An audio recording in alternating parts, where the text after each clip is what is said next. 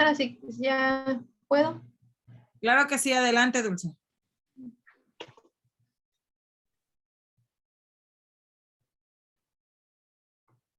Bueno, buenas tardes. El tema que voy a presentar es traumatismo cráneoencefálico. El traumatismo cráneoencefálico es una lesión de las estructuras de la cabeza producida por fuerzas mecánicas, en el cual pues las estructuras dañadas van a ser lo que es el cráneo y el volumen de lo que es el cerebro, el contenido.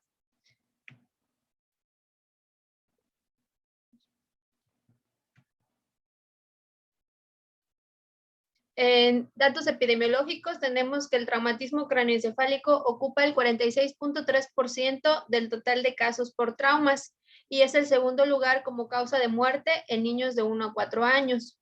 Los picos de incidencia de estas lesiones se ubican entre los grupos de 0 a 4 años y de 15 a 19 años.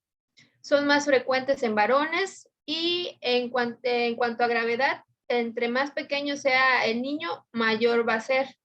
Y las causas del traumatismo pues van a variar de frecuencia conforme la edad.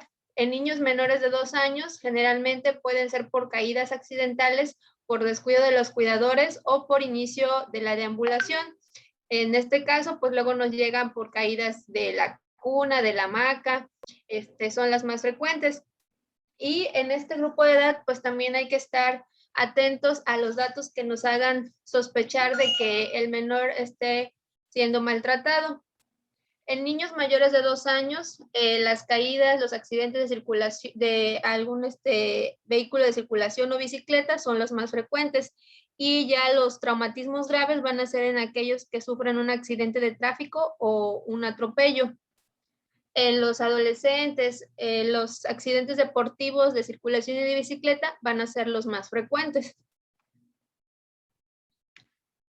La susceptibilidad que tienen los niños de sufrir lesiones intracraneales va a depender de sus características anatómicas y generalmente va a haber más complicación o más riesgo de lesión en los más pequeños. Esto debido a que pues, la superficie craneal es mucho mayor con respecto a su cuerpo y el plano óseo es más fino y deformable, tiene una musculatura cervical débil y el mayor contenido de agua y menor de mielina. Todo esto pues, los hace más susceptibles a presentar lesiones intracerebrales. De entrada, el traumatismo cráneoencefálico nos va a ocasionar un daño cerebral que puede ser primario y secundario. El daño cerebral primario va a ser debido a las lesiones producidas en el momento del traumatismo y por las fuerzas de aceleración y desaceleración. Estos mecanismos pueden ser por aceleración lineal, lateral, lo que nos va a ocasionar lesiones extraxiales y lesiones de golpe contra golpe. Aquí vamos a encontrar principalmente como son los hematomas epidurales, los subdurales o las hemorragias subaracnoideas.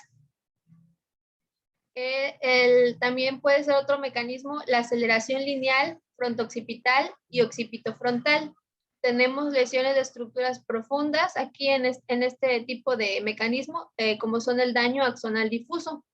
Y en este mismo tipo de daño primario tenemos el síndrome del niño sacudido, el cual va a ser originado a partir de lesiones de agitar el cuello y la cabeza del bebé, sin golpearlo, y que estas fuerzas, tanto fronto-occipitales como de rotación, nos van a generar lesiones o son semejantes a que si el niño se cayera de 1,5 metros de altura. El otro daño, el daño cerebral secundario, va a ser producida por los distintos factores que vienen después del traumatismo, en el cual puede ser por isquemia, por alteración de la función celular o por alteraciones de la cascada del metabolismo. Y se va a desarrollar en las horas siguientes y la diferencia es que en esta el daño puede ser reversible si se llega a un buen manejo terapéutico. Por lo tanto, todas las medidas de atención en el traumatismo pues van a ser encaminadas a esto, a prevenir que no haya un daño cerebral secundario. Bueno, y en estas imágenes pues podemos ver las fuerzas dinámicas y estáticas que pueden generar las lesiones. En sí la dinámica o el mecanismo de la lesión pues nos puede ser orientativo cuando puede ser una lesión difusa o focal. En cuanto a lo que es las dinámicas, ya sea que sean fuerzas de aceleración lineal, lateral o rotatoria, o si hay algún objeto extraño o penetrante. En lo que es en las lesiones, tenemos que puede haber hematomas epidurales, subdurales o intracerebrales, y puede haber fracturas, tanto que sean lineales sin deformidad o fracturas con hundimiento. Y en los niños en los niños chiquitos, en los bebés, pues hay que estar atentos a lo del síndrome del niño sacudido, en el cual el niño pues puede llegar a presentar también hematomas subdurales o hemorragias intracraneales, que nos pueden hacer sospechar del maltrato. En cuanto a manifestaciones clínicas, vamos a encontrar de entrada que puede haber alteración del nivel de conciencia. La alteración del nivel de conciencia va a ser un pronóstico de gravedad, y de entrada, si no tenemos un traumatismo en el que hubo alteración o pérdida de la conciencia, ya lo vamos a clasificar como un traumatismo de intensidad moderada a alta. Y la duración de esta pérdida de la conciencia es directamente proporcional a la gravedad de la lesión intracraneal. En algunas bibliografías manejan que ya indica mayor riesgo a partir de 1 minuto, y en otras a partir de 5 minutos. En la guía de práctica clínica menciona que es a partir de 5 minutos el mayor riesgo de lesión intracraneal. Y entre las alteraciones del nivel de conciencia vamos a encontrar irritabilidad, agitación, somnolencia, ausencia de contacto visual en los lactantes, alteraciones del lenguaje, como son preguntas repetitivas o bradipsiquia. Otro síntoma. Perdón, por eso es Sí, sí. importante, entre las preguntas que ustedes le van a hacer a las mamás, porque obviamente van a llegar en estado posterior al trauma, ¿no? Entonces siempre es importante indagar si tuvo alteración o nivel en el nivel de conciencia, o bien en el estado de alerta. Siempre le preguntamos, ¿se cayó el niño? ¿Se desmayó? No, pues cayó y lloró inmediatamente. Y el niño se comporta como se ha comportado antes, no, pues que sí. ¿Por qué? Porque aquí, por ejemplo, esto de alteraciones en el lenguaje como preguntas repetitivas es como amnesia retrógrada inmediata, ¿vale? Porque no sabe realmente lo que pasó. Y a veces sí pasa, pues los niños no lo hacen mucho, pero sí se acuerdan, a veces sí pasa de que no se acuerdan qué pasó. Sí, o que hablen lento, la bradipsiquia también esos son datos de muy mal pronóstico, pues, porque ahí existe algo que está produciendo la alteración neurológica. Entonces, sí es importante. En lactantes es muy difícil decir, ¿perdió el estado de alerta? Pues no, es muy difícil. Sin embargo, esto que menciona de la ausencia del contacto visual, acuérdense, los niños después de los 2 meses ya fijan la mirada. Entonces, si el niño no le habla a la mamá y no busca a la mamá por el sonido de su voz, eso quiere decir que ahí hay algo que el niño no lo tiene en sus 5 sentidos, ¿no? Por eso hay un Glasgow modificado para lactantes. Gracias, Dulce. Sí, doctora, gracias. Bueno, otro síntoma es la amnesia postraumática, y esta, aunque no va a determinar en sí, o no es específica para determinar que hay una lesión intracraneal, ya de hecho si se presenta, pues igual el traumatismo es ya de moderada a alta intensidad. Y esta, cuando se manifiesta, puede estar relacionada a que haya una lesión en la región temporal. También se pueden presentar convulsiones. Estas pueden ser inmediatas, que ocurren de segundos a minutos después del traumatismo. Estas se pueden manifestar como atonía o hipertonía generalizada, y pueden estar asociadas a hematomas intracraneales, contusiones o algún otro trastorno vascular. Las precoces son aquellas que van a ocurrir entre la primera hora y 7 días posteriores al traumatismo, y van a ser manifestadas como crisis parciales simples o parciales con generalización secundaria, y generalmente pues suelen significar que hay un daño cerebral. Las tardías ocurren después de la primera semana postraumatismo, y estas pues puede pasar desde 1 mes hasta más tiempo, pero generalmente pues no es raro que sea más de 1 año. Y aquí estas se manifiestan como crisis parciales simples hasta crisis generalizadas. Esta se podría decir que pueden presentarse en aquellos que tengan cierta predisposición o que hayan tenido como tal una lesión intracraneal, como que haya sido un traumatismo abierto, que haya tenido crisis precoces, un hematoma intracraneal, pérdida de la conciencia, alguna fractura de la base del cráneo o que haya antecedentes en la familia. Bueno, el vómito también menciona que se ocurre en un 11% de los traumatismos como una reacción vagal, pero cuando este vómito es repetitivo, es en proyectil o se acompaña de algunos de otros síntomas de los que estoy comentando, pues está en mayor relación a que pueda estar relacionado con hipertensión intracraneal y que haya alguna lesión. La cefalea, que aunque es difícil de valorar en los niños pequeños, en los niños ya mayores que pueden expresarlo, pues puede ser indicativa de lesión intracraneal si esta va empeorando progresivamente y además pues acompaña de otros síntomas asociados. Para el diagnóstico es necesario pues elaborar la historia clínica, hacer una buena exploración física y el apoyo con pruebas complementarias. En sí el diagnóstico pues tiene que ir encaminado principalmente a determinar oportunamente si hay datos de que hay una lesión intracraneal, si es necesario realizar una tomografía, si es necesario hacer una referencia a un segundo nivel o el manejo inicial que se le va a otorgar al paciente. Aquí vamos a ver primero la edad. Entre más pequeño, es muy importante que entre más pequeño es el paciente, pues hay más riesgo de una lesión intracraneal por las características anatómicas. También hay que ver el mecanismo del trauma, si es una lesión de alta o de baja energía.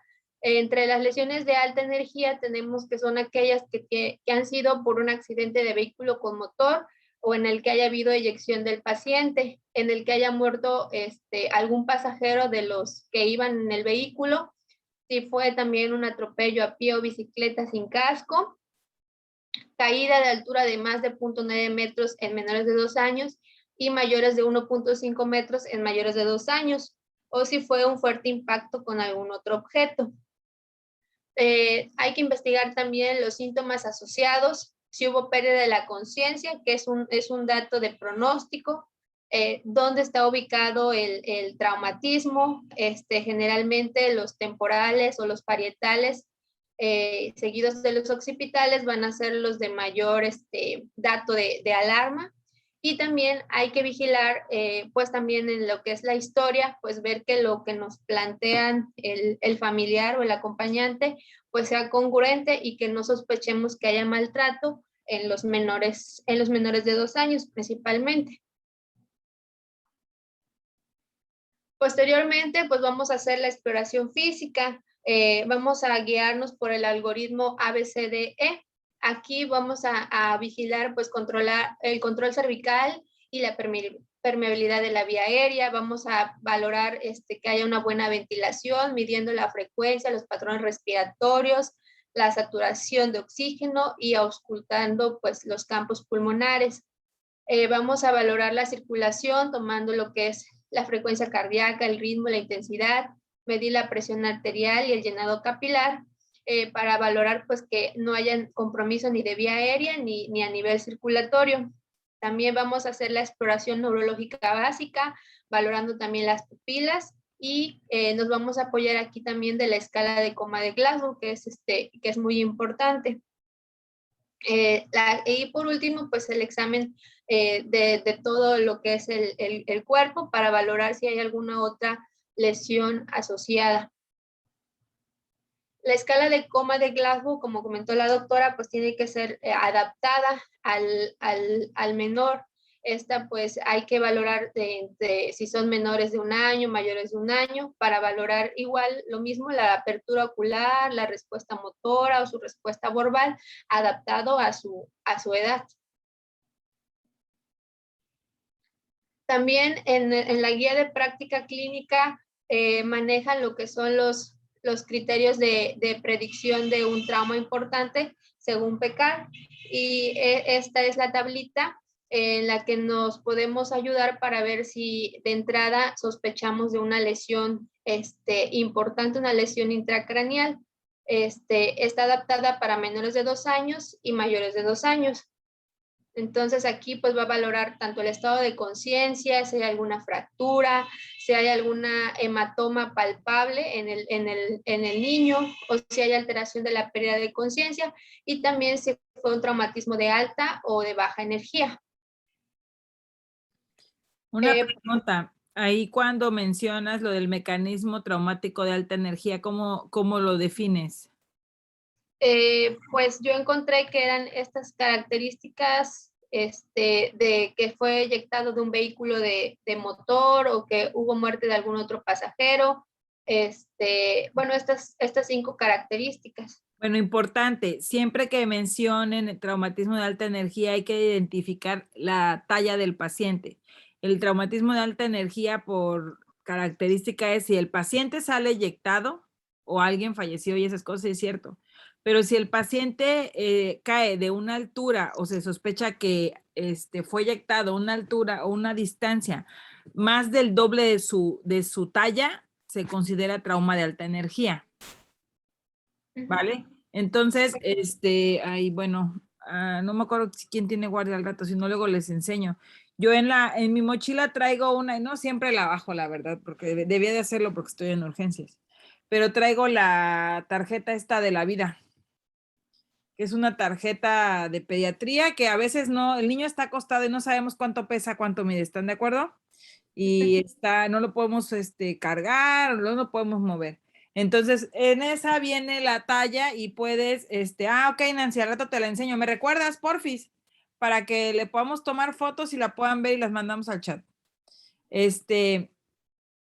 Para que nosotros lo ponemos como una cinta de medir a un lado y ahí viene la talla estimada y vienen los medicamentos, ya que le tocan por dosis según esa talla, porque hay un peso predicho para esa talla. Entonces, es importante esta cuestión. ¿A quién le tocó los niños de la banda Convulsiones? O no me acuerdo si había un bebito, creo que fue el viernes pasado, un bebito que su mamá lo tenía en una cuna y ya después dijo que no era una cuna, que era una hamaca. Sí, yo estaba, doctora. Ahí está, Adul. ¿Te acuerdas que dijo que era 1.5 metros de altura? El niño medía 67 centímetros. Entonces sí, a él lo ingresamos por eso, porque tenía un traumatismo de alta energía. Así se clasificó. Pues ya con eso, pues obviamente, aunque el niño estaba bien y tenía una tomografía que aparte tenía atrofia, ¿no? Eso es otra cosa que le vimos que no, ya no venía por eso, pero tenía atrofia. Entonces, sí es importante esa cuestión porque a lo mejor en ese momento, ahora otra cosa con los lactantes, en el momento en el que caen y tienen o a lo mejor tienen manifestaciones neurológicas, a veces no. ¿Por qué? Porque recuerden que los lactantes todavía tienen cierta predisposición o los huesitos aparte que están más, están más cartilaginosos y aparte tienen las fontanelas. Entonces, hay un espacio o hay un tiempo, les puede dar la fontanela, les da un tiempo para que puedan, pues los síntomas los pueden presentar tardíos.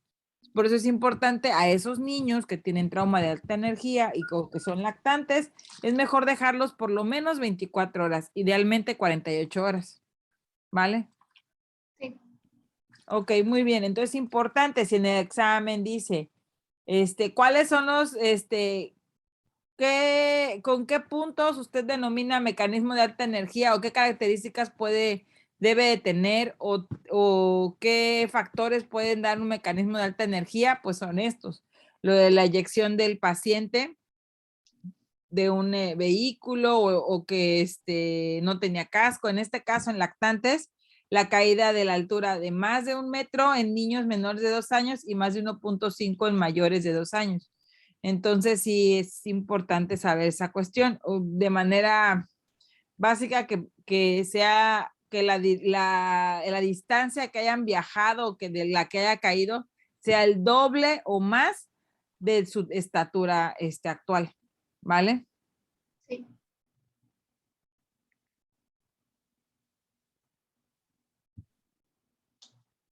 ¿Continúa, doctora? Sí, por favor, gracias. Sí. Bueno, entonces sí, en la evaluación secundaria pues ya va a ser una exploración física más detallada, buscando lesiones concretas de focalidad neurológica, signos de fractura de la base del cráneo. Se va a explorar con más detalle el cuero cabelludo, buscando si hay alguna herida, algún cuerpo extraño, un hematoma en alguna zona de riesgo y presencia de fracturas o hundimentos. Y en lactantes, igual verificar las fontanelas, ver si hay abombamiento, porque nos podría estar hablando de hipertensión intracraneal. Bueno, ya en la exploración física general, va a ser una exploración sistemática, buscando lesiones asociadas. Aquí vamos a identificar fracturas, valorando si hay algún escalón óseo o alguna crepitación. Una fractura que es deprimida, que es abierta o cruza la zona de la arteria meningia media, pues nos va a ocasionar una mayor alarma, es el mayor riesgo. O signos de fractura de la base del cráneo, como van a ser hemotímpano, que vemos aquí un hematoma retroauricular, signo de Battle, perdón, el Este último hemotímpano, es el Battle. el signo de Battle, ojos en mapache, olicorrea por fosas nasales o conductos auditivos. Okay. Fontanela tensión, ver lesiones en cuero cabelludo y si hay una lesión, una herida en el cuero cabelludo, pues también hay que tocar ese sitio para ver si no hay una crepitación o que nos indique alguna fractura. Y Así el es. fondo de... Por ejemplo, cuando son accidentes automovilísticos y tienen escalpe o algo así, tienen que tocar el cráneo, tienen que tocar el hueso, porque como dices, a veces es de la herida, pero la herida y fractura. Entonces, hay que ver si no es una fractura deprimida o por eso hay que poner eso de la endostosis y exostosis, ¿vale? Entonces, es importante, el signo de Bartley es el sangrado de la mastoides, ¿no? Y importante el hemotímpano, a veces también le refieren salida de sangre a nivel del conducto auditivo, ¿sí? Y también lo que mencionas de ¿cómo se llama? La salida de líquido por fosas nasales o conductos auditivos es importante. Entonces, creo que eso. Pero me sacó esta cosa. Me dijo, cállate, y se me sacó. Entonces, importante esto que comentábamos de los, eh, signos de fractura de base del cráneo, ¿vale? Sí, Bueno, doctor. Sí, sí, doctor. bueno, gracias. Continúa, Dulce. Sí. Igual lo del fondo de ojo, si hay hemorragia retiniana, pues hay que sospechar maltrato en los niños, en los bebés. En cuanto a pruebas complementarias, pues hay que identificar principalmente el objetivo, aquí lesiones que requieran actuación médica quirúrgica urgente. Aquí los estudios de indicación puede ser una radiografía de cráneo, una tomografía y resonancia y ecografía, que son los ya de otras de siguiente elección. Entonces, de entrada, una radiografía simple de cráneo, en sí, si hay fractura, pues sí nos puede orientar a que pueda haber una lesión intracraneal, pero si no hay ninguna fractura, tampoco nos va a descartar esa posibilidad. Entonces, pues no es rutinaria, pero pues puede ser útil en determinados casos. Ahorita más adelante les digo las indicaciones. En la tomografía craneal, pues esta va a ser la de elección porque nos va a hacer visualizar más fácil si hay alguna lesión, ya sea ósea o alguna lesión hemorrágica. La resonancia magnética pues es mayor sensibilidad para lesiones intraparenquimatosas y esta pues puede ser útil en algunos casos donde no se puede observar en la tomografía y que hay alguna lesión por ahí ósea a nivel medular o alguna alteración nerviosa que puede estar ocasionando la sintomatología. Y la ecografía transfontanelar que puede ser útil en los niños que todavía tengan fontanelas abiertas y pues para el diagnóstico de hemorragias intra o extraparenquimatosas. Bueno, las indicaciones de una radiografía simple de cráneo pueden ser que haya pues sospecha de maltrato, en lactantes menores de 1 año que presenten cefalohematoma, principalmente a nivel temporal y parietal, lesiones penetrantes para descartar presencia de cuerpo extraño, y en menores de 3 meses también algunos recomiendan, aunque no haya como tal una lesión palpable o visible. Si hay un traumatismo facial importante, si hubo pérdida de conciencia, hay crepitación o hundimiento y no tenemos a la mano una tomografía, que sería la principal indicada. Y también, pues si hay el niño pues es de bajo riesgo de complicación o de una lesión, pero los padres pues no están, están insistentes en algún otro estudio, pues también podría tranquilizarlos. Las indicaciones para una tomografía, de manera general, pues hay que haya alteración del nivel de conciencia, esto valorando la escala del Glasgow, si hay evidencia de alguna fractura en una radiografía, si hubo convulsiones, si hay síntomas neurológicos persistentes o pérdida de la conciencia de 1 o 5 minutos según la bibliografía, si hay datos de focalidad neurológica, anisocoria, sospecha de fractura de base de cráneo, alguna fractura con hundimiento, lesión penetrante o signos de hipertensión intracraneal. Alguna enfermedad que predisponga a una mayor lesión intracraneal o fue un mecanismo de alta energía. En nuestra guía de práctica clínica mencionan que podemos utilizar un algoritmo que es el algoritmo PECAN, que nos puede ayudar a valorar cuando no se requiere realizar una tomografía, y también unas reglas que son las reglas Chalice y Grupo Cash, que estos nos pueden ayudar para determinar quién sí amerita una tomografía. Este algoritmo de PECAN hay para menores de 2 años y para mayores de 2 años.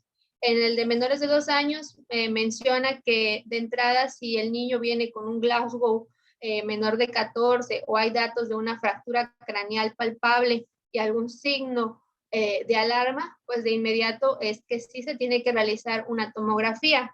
Si el niño no trae físicamente alguna lesión o no tiene un dato neurológico, pues hay que valorar dependiendo su evolución, o valorar si desarrolló luego algún hematoma o si hubo pérdida de la conciencia. Si el padre también dice que no está normal o que lo ve raro, pues también es un dato de que no está bien. O si el mecanismo fue de alta energía. En este caso, pues puede quedarse en observación y de acuerdo a la experiencia o a los hallazgos que vayan presentándose, pues se puede realizar o tomar la decisión de hacer una tomografía. Pero si pues no hubo ninguno de estos datos, pues, pues puede no estar recomendado o indicado una tomografía. En el caso de mayores de 2 años, igual se valora de acuerdo a la escala y ver si hay datos de alarma. En caso de que sí, pues una tomografía. Y en caso de que no, igual valorar la conciencia y la evolución. Igual se va a observación y tomografía en base a su evolución. Y si no hay ninguno de estos datos, pues no se recomienda.